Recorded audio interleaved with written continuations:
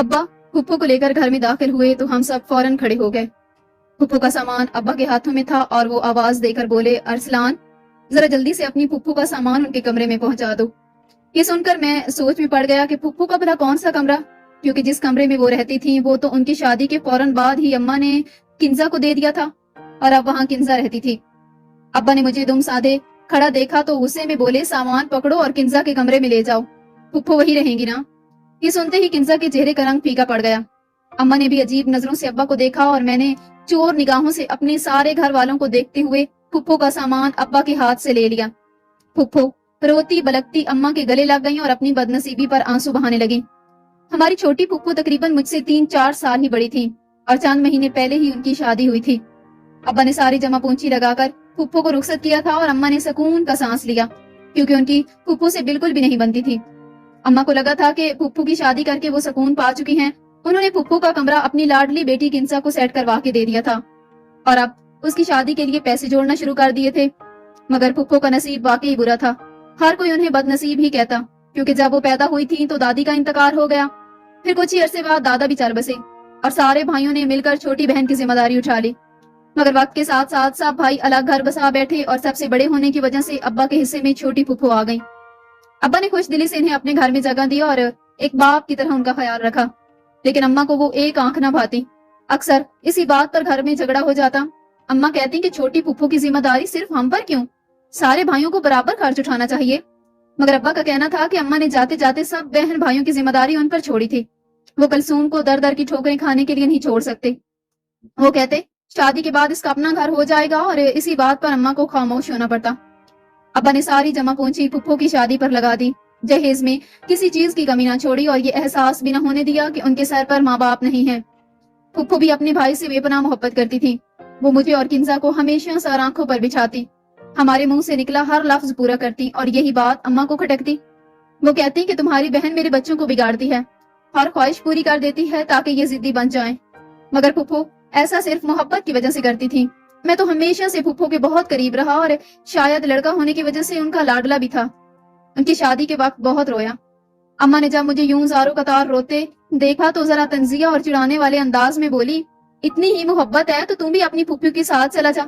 ये सुनकर मैं रोते रोते अचानक खामोश हो गया और किंजा अपनी हंसी रोक ना पाई। वो जोर जोर से हंसने लगी क्योंकि उसके लिए फुप्पो की शादी खुशी का दिन था। उसे जरा बराबर दुख नहीं था, बल्कि वो तो इसीलिए खुश थी कि फुप्पो का कमरा अब उसके हिस्से में आने वाला था और हमेशा से अपना अलग कमरा चाहती थी। फिर ऐसा ही हुआ। फुप्पो की शादी के अगले ही दिन अम्मा ने उसका सारा सामान स्टोर रूम में रखवा दिया और उनका कमरा किंजा के लिए नए सिरे से पूरे एहतमाम के साथ सेट करवा दिया। जब फुप्पो शादी के 2 दिन बाद अपने मैके आई और अपने पुराने कमरे में दाखिल हुई तो उनके कदम जैसे थम गए। वो बिल्कुल हैरान रह गई। उनकी मौजूदगी में ये कमरा एक पुराने जमाने की उजाड़ और बोसीदा जगह लगता था। रंग जगह जगह से उखड़ा हुआ, फर्नीचर पुराना और बेरौनक, लेकिन अब वही कमरा बिल्कुल नए और जदीद अंदाज में सजा हुआ था। न जाने क्यों फुप्पो की आंखों में एक गहरी हसरत तैर गई, जैसे वो ये सब कुछ अपनी जिंदगी में भी देखना चाहती हूँ। मैंने फुप्पो के चेहरे पर इस बदलाव को महसूस किया और धीरे से पूछा, क्या आपको बुरा लग रहा है कि अम्मा ने आपका कमरा किंजा को दे दिया? तो फुप्पो ने मुस्कुराकर इनकार में सार हिलाया और नरमी से बोली कि नहीं बेटा, अब तो मैं चली गई हूँ ना, तो ये कमरा बेकार ही पड़ा रहना था। अच्छा हुआ किंजा को मिल गया, वो हमेशा से अपना अलग कमरा चाहती थी। ये कहकर उन्होंने मेरे सर पर शफकत से हाथ फेरा और मुझे सीने से लगा लिया। मैंने फुप्पो की जात से हमेशा एक खास अपनायत और मोहब्बत महसूस की थी। उस दिन भी उन्होंने मुझे और किंजा दोनों को प्यार किया, कुछ वक्त हमारे साथ गुजारा और फिर चली गई। लेकिन उनके जाने के बाद अम्मा ने उनके इस प्यार को भी ढोंग करार दे दिया। अम्मा का ख्याल था कि कमरा देखकर फुप्पो का दिल जरूर जला होगा, मगर वो कहना नहीं चाह रही थी। मेरा दिल कहता था कि अगर फुप्पो को बुरा लगा तो ये बिल्कुल जायज था, क्योंकि अम्मा ने 2 दिन का भी इंतजार नहीं किया और उनके कमरे को सर से पांव तक बदल डाला। जब तक वो यहाँ रही उनका कमरा बिल्कुल बेरंग और पुराने जमाने का लगता था। जगह जगह से उखड़ा हुआ और दीवारें मान पड़ चुकी थी, लेकिन अब वही कमरा गुलाबी रंग में रंगा, नए पर्दे, कलीनों और सजावट के साथ सबकी आंखों को भा रहा था। वही अम्मा जो फुप्पो की शादी के वक्त हाथ की तंगी का जिक्र करते ना थकती थी, उन्होंने किंजा के कमरे पर इतना पैसा लगा दिया कि हर आने वाला देखकर हैरान रह जाता। पर्दों से लेकर कालीन तक हर चीज किंजा की पसंद के गुलाबी रंग में ढाली गई। खैर फुप्पो अपने घर की हो गई और हमारा घर अपनी जिगर पर चलने लगा। अम्मा बहुत खुश थी कि घर में सुकून है, लेकिन सिर्फ 2 महीने बाद ही एक ऐसी खबर आई जिसने सबके होश उड़ा दिए। फुप्पो के शौहर रिजवान फूफा सुबह सवेरे दफ्तर जा रहे थे जब एक तेज रफ्तार ट्रक ने उन्हें अपने टायरों तले कुचल दिया। उनके वजूद के इतने टुकड़े हो गए कि मुकम्मल लाश भी न मिल सके। ये खबर मिलते ही अब्बा दीवानों की तरह फुप्पो के ससुराल की तरफ दौड़े और मैं भी। कुछ देर बाद अम्मा को साथ लिए वहां रवाना हुआ, मगर सारे रास्ते अम्मा की बातें सुनकर दिल जैसे दहल गया। अम्मा फुप्पो को कोस रही थी, कह रही थी बड़ी नहुसत मारी पैदा हुई है, पैदा होके माँ बाप को खा गई, अब शादी के बाद जमान जहान शौहर को निकल गई, अब ये वापस हमारे घर आ जाएगी और मेरी जिंदगी फिर से अजीरन हो जाएगी। अम्मा का दिल इतना पत्थर होगा ये तो मैंने कभी नहीं सोचा था। उन्हें फुप्पो से हरगिज हमदर्दी नहीं थी, बल्कि फिक्र इस बात की थी कि फुप्पो हमारे घर आ जाएंगी, जबकि अब्बा ने बहुत पैसा लगाकर उन्हें रुखसत किया था। खैर हम फुप्पो के ससुराल पहुंचे तो वहां कोहराम मचा हुआ था, हर कोई आंसू बहा रहा था। जवान मौत का अचानक सदमा किसी के लिए भी बर्दाश्त के काबिल नहीं था। मैं फुप्पो के पास पहुंचा तो उनका हाल बहुत बुरा था। वो रोते हुए मेरे सीने से लग गई, जबकि अम्मा जान बूझकर अपना सीना पीटते हुए कहने लगी, बड़ी बदनसीब है हमारी कलसूम, पैदा हुई तो माँ मर गई, अब देखो शादी के 2 महीने बाद ही शौहर चल बसा। अम्मा की इस बात पर वहां एकदम सकूत छा गया और हर किसी ने फुप्पो की तरफ अजीब नजरों से देखा। जो बात पहले किसी के जहन में नहीं थी वो अम्मा के वाबीले से सबके दिमाग में आ गई और अब तो हर दूसरे की जुबान पर यही बात थी कि कलसूम ही बदनसीब है, उसके कदम ठीक नहीं थे जो शौहर चल बसा। अम्मा की इस हरकत पर मुझे बहुत बुरा लगा। अम्मा को कम से कम इस बात का ही ख्याल करना चाहिए था कि ये मौका ऐसी बातों का नहीं था। खैर फुप्पो के ससुराल वाले अच्छे थे, उन्होंने साफ लफ्जों में कहा कि फुप्पो इद्दत उनके घर में ही पूरी करेंगी। वो इद्दत के दिनों में फुप्पो का ख्याल रखना चाहते थे। अम्मा को कौन सा फुप्पो को लाने का शौक था, इसलिए अम्मा खामोशी से मुझे लेकर वापस आ गई। अलबत्ता अब्बा ने कोशिश की थी कि वो फुप्पो को अपने साथ ले आए, लेकिन फुप्पो ने भी इनकार कर दिया कि वो नहीं आना चाहती। शादी के 2 महीने बाद जिस औरत का शौहर हमेशा के लिए उससे जुदा हो जाए, बेवगी की चादर उसे ओढ़ा दी जाए, उस पर भला क्या गुजरती है, ये मुझे फुप्पो को देखकर अच्छी तरह अंदाजा हो गया। फुप्पो के मुस्कुराते चेहरे को न जाने किसकी नजर खा गई। वो चेहरा जो कई सालों बाद अपनी शादी के बाद मुझे खिला हुआ नजर आया था फिर मुरझा गया। फुप्पो की खुशियां मिट्टी में मिल गई थी और हम उन्हें छोड़कर अपने घर आ गए। घर आने के बाद अब्बा ने एक बार फिर झगड़ा खड़ा किया और अब्बा से कहा कि खबरदार जो कलसूम को वापस लाने की बात की, अब उसे किसी दूसरे भाई के घर छोड़ा ना। मैंने तुम्हारी बहन का सारी जिंदगी ठेका नहीं ले रखा, अभी इतना पैसा लगा के उसे रुखसत किया, फिर बेवा होकर वापस आ गई। तुम मानो या ना मानो तुम्हारी बहन मनहूस है। जब तक वो यहाँ थी हमारे घर में हर वक्त झगड़ा होता था, उसके जाने के बाद से देखो कितना सुकून हो गया है। अब फिर वो वापस आएगी तो घर का माहौल खराब हो जाएगा। अम्मा की ये बात सुनकर अब्बा उन पर बहुत गुस्सा किया और उन्हें खबरदार किया कि अब अगर उन्होंने कलसूम फुप्पो के हवाले से कोई भी बात की तो अच्छा नहीं होगा। अब्बा की धमकी पे अम्मा को खामोश होना पड़ा। फिर फुप्पो की इद्दत पूरी हुई और फुप्पो ने खुद अब्बा को कॉल करके वापस आने की बात की। जाहिर सी बात है कि वो ससुराल उनके लिए गैर था, वो वहाँ मजीद कैसे गुजारा कर सकती थी। इसीलिए अब्बा खुद जाके फुप्पो को ले आए। अम्मा के तो तन बदन में आग लग गई। अम्मा ने पहले ही जरीन से कह दिया था कि खबरदार जो तूने फुप्पो को कमरे में जगह दी, स्टोर रूम में जहाँ तेरी फुप्पो का सामान पड़ा है वो वहीं गुजारा कर लेंगी। लेकिन फुप्पो के कहने से पहले ही अब्बा ने आके हुक्म सुना दिया कि फुप्पो का सामान उनके कमरे में पहुंचाया जाए। और यूं मैंने जाके फुप्पो का सामान किंजा के कमरे में रख दिया। फुप्पो अम्मा के गले लग गई। आंसू बहाने के बाद अपने कमरे में चली गई और किंजा पांव पटकते हुए सारे घर में घूम रही थी। उसे बहुत ज्यादा गुस्सा चढ़ा हुआ था और अम्मा उसके गुस्से को शह दे रही थी। कह रही थी कि फुप्पो को एक पल सुकून न लेने देना, वो खुद ही अपना कमरा खाली कर देंगी। जबकि मैं किंजा को समझा रहा था कि फुप्पो इस वक्त बहुत दुख और तकलीफ में है, उनके साथ बुरा रवैया न रखना। अम्मा को मेरी और फुप्पो की मोहब्बत पहले ही बर्दाश्त नहीं होती थी। जब मैंने फुप्पो के साथ हमदर्दी जताई तो अम्मा ने एक चप्पल उठाकर मेरी कमर पर दे मारी। कहने लगी तू भी अपनी फुप्पो के साथ ही कहीं दफा हो जाता, तू मेरा इकलौता बेटा है, लेकिन लगता है जैसे तेरी फुप्पो ने तुझे पैदा किया हो। अम्मा की बात सुनकर मैं खामोश हो गया था। किंजा ने फुप्पो के साथ अपना रवैया बहुत ज्यादा खराब कर लिया। उसने हर मुमकिन कोशिश की थी कि फुप्पो उसका कमरा छोड़ दे और बिल आखिर फुप्पो ने तंग आके स्टोर रूम की सफाई शुरू कर दी। अब्बा ने ये देखा तो पूछने लगे कलसूम ये क्या कर रही हो। तब फुप्पो ने साफ लफ्जों में कह दिया कि वो किंजा को तंग नहीं करना चाहती, किंजा की पढ़ाई खराब होती है इसलिए वो स्टोर रूम को साफ कर रही हैं ताकि वहां शिफ्ट हो जाए। ये सुन के अब्बा को बहुत अफसोस हुआ। अब्बा ने नम आंखों से अम्मा को देखा। वो अच्छी तरह जानते थे कि ये सब कुछ क्यों हो रहा है, लेकिन फिलहाल वो घर में कोई झगड़ा या हंगामा नहीं खड़ा करना चाहते थे, इसीलिए खामोश रहे। फुप्पो ने अपने तौर पर स्टोर रूम साफ किया, एक छोटा सा बिस्तर लगाया और एक कोने में पड़ी टूटी अलमारी में ही अपना सामान सेट कर लिया। मैं फुप्पो के पास गया और जाने क्यों मैंने उनसे माजरत की, क्योंकि मेरे दिल में इस बात का गिल्ट था कि जो कुछ उनके साथ हो रहा है बिल्कुल भी मुनासिब नहीं है। फुप्पो ने फौरन मुझे अपने सीने से लगा लिया। कहने लगी अरसलान तुम क्यों फिक्र करते हो, मैं बिल्कुल ठीक हूँ, मेरा नसीब ही ऐसा है। तो मैं क्या दोष दूं? भाभी की बात भी अपनी जगह बिल्कुल ठीक है। मेरी बाकी भाभियां तो मुझसे बात करने की भी रवादार नहीं है। तुम्हारी माँ ने तो मुझे फिर भी एक महफूज छत दे रखी है, वरना शायद मैं किसी सड़क पर बैठी होती। ये कहते हुए फुप्पो रो पड़ी थी और उनके दुख का मुझे अच्छी तरह एहसास था। मैं काफी देर उनके पास बैठा रहा, फिर कमरे में चला आया। कमरे में आके भी मुझे फुप्पो का एहसास सताने लगा। फिर धीरे धीरे दिन गुजरने लगे और मुझे फुप्पो का रवैया बदलता हुआ महसूस हुआ। वो घर में तो किसी से बात नहीं करती थी, लेकिन मेरे बहुत ज्यादा करीब हो गई थी। हर वक्त मेरी पसंद नापसंद को तरजीह देती थी। मेरी मर्जी का खाना बनाती, मेरे कमरे की सफाई खुद करती, मेरे कपड़े इस्त्री कर देती, यहाँ तक कि पढ़ाई में भी मेरी मदद करने लगी। मेरे और फुप्पो के दरमियान दूरियां काफी खत्म हो गई थी। जैसे ही मैं घर में दाखिल होता, वो मुझे आवाज देकर अपने छोटे से कमरे में बुला लेती। फिर मेरे साथ बैठकर काफी देर बातें करती रहती, मुझे अपने पास बिठा लेती, मेरे कंधे पर सर रख कर आंसू बहाती, अपना गम हल्का करती और मैं भी खामोशी से उन्हें आंसू बहाने देता। लेकिन हर गुजरते दिन के साथ मुझे ऐसा लग रहा था जैसे वो बिल्कुल बदलती जा रही हैं। मेरे बगैर उनका गुजारा मुमकिन ही नहीं। कभी कभी अपने शौहर को याद करते हुए वो मुझे इस तरह से कस के पकड़ती थी कि मेरा सांस रुकने लगता। मैं खुद को उनसे छुड़वाने की कोशिश करता, लेकिन वो धीमे धीमे मुझे रिजवान कहकर पुकारती और अजीबोगरीब सी हरकतें करती। फिर कुछ ही देर के बाद नॉर्मल सी लगने लगती। मैं वापस अपने कमरे में आ जाता। कुछ दिन और गुजरे तो फुप्पो का ये रवैया और भी ज्यादा बढ़ता चला गया। वो मेरे करीब होती तो जैसे उन्हें किसी चीज का होश ही न रहता।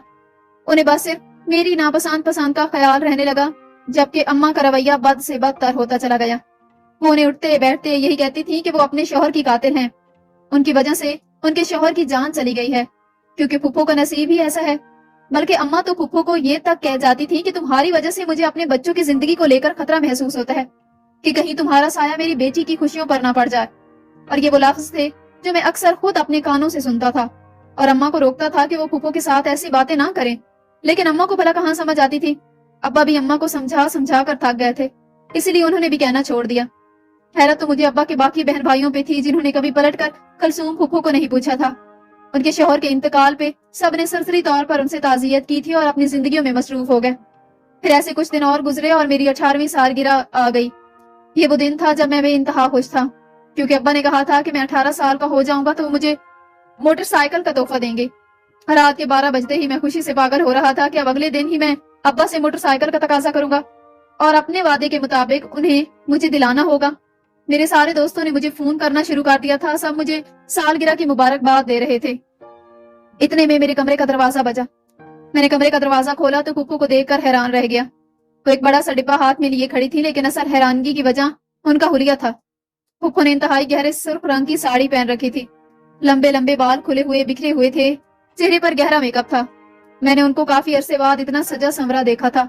खास तौर पर जब से वो बेवा होकर आई थी, तब से तो मैंने उन्हें कभी गहरे रंग के लिबास में भी नहीं देखा था। वो हैप्पी बर्थडे गुनगुनाते हुए कमरे में दाखिल हुई और मुझे अपनी सोचों के हसार से बाहर निकाला।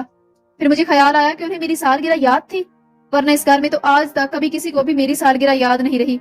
अब्बा को सालगिरह मनाना पसंद नहीं था और वो ये सब कुछ घर में होने भी नहीं देते थे, इसलिए मुझे घर से किसी से भी ये उम्मीद नहीं थी कि वो मेरी सालगिरह की मुबारकबाद देने आएगा। लेकिन फुप्पो को ना सिर्फ मेरी सालगिरह याद थी, बल्कि वो पूरी तरह तैयार होकर कमरे में चली आई थी। फिर उन्होंने तोहफा रखा, मेरे करीब आई, मुझे सीने से लगा लिया, मुझे प्यार करते हुए कहने लगी, सालगिरह बहुत बहुत मुबारक हो तुम्हें रिजवान। फुप्पो के मुंह से रिजवान का लफ्ज सुनकर मैं बुरी तरह चौंका। मैंने आहिस्तगी से कहा, फुप्पो मैं रिजवान नहीं हूँ, मैं अरसलान हूँ। लेकिन फुप्पो ने तो जैसे मेरी कोई बात सुननी ही नहीं थी। उन्होंने मेरे माथे पर बोसा दिया, मेरे गालों पर प्यार किया, फिर मेरा हाथ अपनी आंखों से लगाते हुए कहने लगी, मैंने खुद तुम्हारे लिए अपने हाथों से ये तोहफा तैयार किया है, बिल्कुल वैसे जैसे शादी के बाद तुमने मुझे मेरी सालगिरह का तोहफा दिया था। ये अंदाज बिल्कुल ऐसा था जैसे वो मुझसे नहीं बल्कि अपने शौहर से मुखातिब हूँ। फिर वो मुझे हाथ पकड़कर अपने साथ बेड पर बैठ गई और अजीबोगरीब सी हरकतें करने लगी। उनके इस अंदाज ने मुझे घबराने पर मजबूर कर दिया। मैं फौरन से पीछे हटा तो उन्होंने मुझे बाजू से पकड़ लिया, कहने लगे, रिजवान मैं तुम्हें कब से याद कर रही थी, अब तुम मुझे छोड़ के ना जाना, हमेशा मेरे पास रहना। ये कहकर वो कभी रोने लगती, कभी हंसने लगती। उनके ये तासुरात और जज्बात मेरी समझ से बाहर थे। इससे पहले कि मैं उन्हें संभालने की कोशिश करता, कमरे का दरवाजा खुला और अम्मा अंदर आ गई। वो शायद अपने किसी काम से कमरे में आई थी। मेरे कमरे की जलती हुई लाइट देखकर वो मेरे पास चली आई, लेकिन मेरे करीब बैठी फुप्पो को देखकर उनके होश उड़े थे। वो एकदम गुस्से में आ गई, कहने लगी, कलसूम ये क्या हरकत है, अपना हुलिया देखो, अभी तुम्हें बेवा हुए कितना अरसा हुआ है और तुमने ये सुर्ख रंग की साड़ी पहन रखी है और इतनी रात को तुम अरसलान के कमरे में क्या कर रही हो। अम्मा ने एकदम से शोर शराबा डाला, इसीलिए अब्बा भी दौड़ते हुए चले आए। वो भी हैरत से फुप्पो को देख रहे थे, जो इनकार में सर हिलाते हुए कह रही थी कि मैं अरसलान के पास नहीं, मैं रिजवान के पास आई हूँ। फुप्पो ने मेरा हाथ पकड़ रखा था, फिर कहने लगी कि बताओ तुम मेरी रिजवान हो, बताओ भाभी को, बोलो कि तुम जिंदा हो, मेरी वजह से तुम्हें कुछ नहीं होगा, ना मैं बदनसीब हूँ और ना ही तुम मुझे छोड़ कर गए हो, बताओ ना रिजवान। फुप्पो गिरेबान पकड़कर मुझे झंझोड़ रही थी और मैं आंखों में आंसू लिए फुप्पो की हालत देख रहा था, जो इस वक्त कोई पागल मरीजा मालूम हो रही थी। मैंने फुप्पो को पकड़कर कहा कि फुप्पो संभाले खुद को, क्या हो गया है आपको? मगर वो तो जैसे होश में नहीं थी, बार बार एक ही लफ्ज की तकरार कर रही थी कि रिजवान सबको बताओ मैं बदनसीब नहीं हूँ, मैंने अपनी माँ को नहीं मारा, मेरी वजह से तुम्हें कुछ नहीं हुआ, तुम मेरे साथ हो, मेरे पास हो, तुम क्यों नहीं कहते इन लोगों को कि मेरी कोई गलती नहीं है। वो एक साथ यही सब कुछ कहते कहते बेहोश होकर मेरी बाहों में झूल गईं। मैंने उन्हें संभाल कर बिस्तर पर लिटाया। फौरन से अब्बा ने डॉक्टर को कॉल किया और अम्मा तो बस एक जगह हक्का बक्का सी खड़ी थी। थोड़ी देर बाद डॉक्टर आई, उन्होंने फुप्पो का चेकअप किया, फिर वो कहने लगी कि आप इन्हें किसी साइकियाट्रिस्ट को दिखाएं, क्योंकि ये ज़हनी तौर पर बहुत ज्यादा डिस्टर्ब हैं। शायद इन्हें अपना चौर नजर आता है और वो भी अरसलान की सूरत में। मुझे लगता है कि उनके साथ नफ्सियाती मसाइल हो चुके हैं, ये अकेलेपन या फिर तन्हाई का शिकार हैं, या फिर लोगों के रवैये ने इन्हें इस नहज पर पहुंचा दिया है कि ये अपने आप को संभाल नहीं पा रही। डॉक्टर ने कुछ दवाइयां लिखते हुए साथ ही एक साइकाट्रिस्ट का एड्रेस भी थमा दिया और चली गई। फुप्पो अभी भी बेहोश थी। डॉक्टर ने कहा था कि वक्त के साथ साथ इन्हें खुद ही होश आ जाएगा, लेकिन डॉक्टर के जाने के बाद अब्बा ने अम्मा का हाथ पकड़ा और घसीटते हुए अपने कमरे में ले गए। अब्बा के इस गुस्से पर मैं भी पीछे दौड़ा कि कहीं वो अम्मा पर हाथ न उठा दे। अब्बा ने अम्मा को बिस्तर पर बिछाया और गुस्से में चीखते हुए कहने लगी कि तुम्हें शर्म नहीं आती? दिन रात उठते बैठते तुमने मेरी बहन को इतना टॉर्चर किया है कि वो इस हालत को पहुंच चुकी है। उसका गुनाह किया है, सिर्फ ये ना कि उसके सर पर माँ बाप का साया नहीं, और मैंने एक बड़ा भाई होने का फर्ज निभाया था। क्या होता अगर तुम उसके दुख को समझकर उसे अपने सीने से लगा लेती, लेकिन तुमने उसे मनहूस औरत कह कह कर उस बेचारी को इस हालत में पहुंचा दिया कि वो अपने आप को संभाल भी नहीं सकती। जरा सोचो ना, मेरी बहन के सर पर माँ बाप का साया है, ना कोई बहन भाई उसे पूछता है। अगर मैंने भी उसे घर से निकाल दिया तो कहाँ जाएगी? और हमारी भी एक बेटी है, अल्लाह ना करे कभी उस पर ऐसा वक्त आए तो क्या तुमने सोचा है क्या होगा? अब्बा की बात सुनकर अम्मा का दिल दहल गया। वो एकदम चीख उठी कि ऐसी बातें क्यों करते हैं अरसलान के अब्बा, अल्लाह ना करे जो मेरी बेटी के साथ ऐसा कुछ हो। अब्बा कहने लगे कि अपनी बेटी पर बात आई तो तुम्हारा दिल तड़प उठा। सोचो कि मेरी बहन को इतने भाई थे, फिर भी किसी ने उसका ख्याल नहीं किया, और हमारी किंजा के पास तो सिर्फ एक ही अरसलान है। अगर कल को अरसलान की बीवी ने किंजा के साथ ऐसा रवैया रखा तो क्या तुम्हारा दिल बर्दाश्त कर पाएगा? बोलो, क्या तुम ये सब बर्दाश्त कर सकती हो? अम्मा ने रोते हुए इनकार में सर हिलाया। फिर अम्मा अब्बा के पास ही बैठ गए कि तुम क्यों नहीं समझती हो सकीना, मेरी बहन बहुत मासूम है, उसने सारी जिंदगी तुम्हारी खिदमत की है, तुम्हारे बच्चों को पाला पोसा है, तुमसे बढ़कर तुम्हारे बच्चों का ख्याल किया है, लेकिन तुमने कभी उसकी अच्छाई नहीं देखी, बल्कि उसकी अच्छाई में भी हमेशा बुराई को तलाश करने की कोशिश की है। आज जब वो दुख के गहरे समंदर में डूबी है, तब भी तुम उसे संभालने की बजाय उसे अजियत पहुंचाने का काम कर रही हो। क्या तुमने सोचा है कि तुम अल्लाह को क्या जवाब दोगी? तुमने एक यतीम लड़की के साथ कैसा सलूक किया है? अगर उसकी कोई बद्दुआ, कोई हमारी औलाद को लग गई तो क्या होगा? तुम कहती हो ना कि मैंने अकेले ही क्यों कलसूम का ठेका उठा रखा है, क्योंकि मुझे ये लगता है कि मैं खुश नसीब हूँ जिसे अल्लाह ने ये मौका दिया है। क्या तुमने मेरे बाकी भाइयों के घरों का हाल नहीं देखा? उनमें से कोई खुश नहीं है, कोई रिज़्क की तंगी से परेशान है, कोई औलाद की तरफ से परेशान है, वो सभी अपनी जिंदगियों में बहुत ज्यादा मुश्किलें उठा रहे हैं। लेकिन हमारा घर देखो, हम कितनी पुरसकून जिंदगी गुजार रहे हैं। अल्लाह ने हमें औलाद दी है, मेरी नौकरी अच्छी है, घर का गुजारा अच्छे से चलता है, पर तुम्हारे साथ साथ मेरे बच्चों को भी उनकी फूफी का प्यार मिला है। लेकिन तुमने कभी ये समझने की कोशिश ही नहीं की मैं मजीद अपनी बहन को तुम्हारे साथ रखकर उसे पागल नहीं कर सकता। इसीलिए मैंने फैसला किया है कि मैं एक अलहदा घर किराए पर लूंगा, वहाँ अपनी बहन को शिफ्ट करूंगा, और साथ ही मैं खुद भी वहाँ पर चक्कर लगाता रहूंगा ताकि उसे तन्हाई का एहसास ना हो। अब्बा की बातें सुनकर अम्मा का दिल नरम पड़ चुका था, तो रोते हुए कहने लगी कि ये सब करने की जरूरत नहीं है, मैं कलसूम का ख्याल रखूंगी, मुझे एहसास हो गया है कि मैं गलती पर थी। फिर अगले दिन अम्मा खुद फूफो को लेकर साइकाट्रिस्ट के पास गई। फूफो का इलाज शुरू हो गया। अम्मा ने उनकी देखभाल शुरू करने के साथ साथ उनके साथ अपना रवैया भी बेहतर किया। किंजा भी उनका ख्याल रखने लगी। किंजा ने उन्हें अपने कमरे में जगह दे दी। सब ने ही अपने दिलों में फूफो के लिए जगह पैदा की तो उनकी तबीयत में बेहतरी आना शुरू हो गई। वो दोबारा से हंसने लगी, बोलने लगी, दोबारा से अपनी जिंदगी की तरफ आ गई, और कुछ अरसे के बाद एक बहुत अच्छे घराने से फूफो का रिश्ता भी आ गया। अब्बा ने फूफो की शादी की तैयारियां शुरू कर दी और इस बार अम्मा ने भी उनका साथ दिया, क्योंकि अब की बार अम्मा ने उन्हें दुश्मन नहीं बल्कि घर का फर्द और अपनी औलाद माना था। इसलिए अम्मा का दिल भी साफ हो गया। कभी कभी हमारे कुछ जुमले लोगों को ज़हनी हालत को बुरी तरह तबाह कर देते हैं। हम अपने रवैयों से उनकी जिंदगी को बर्बाद कर देते हैं। ऐसा करते वक्त हमें 1000 बार सोचना चाहिए कि उसके बाद हम खुदा को क्या जवाब देंगे।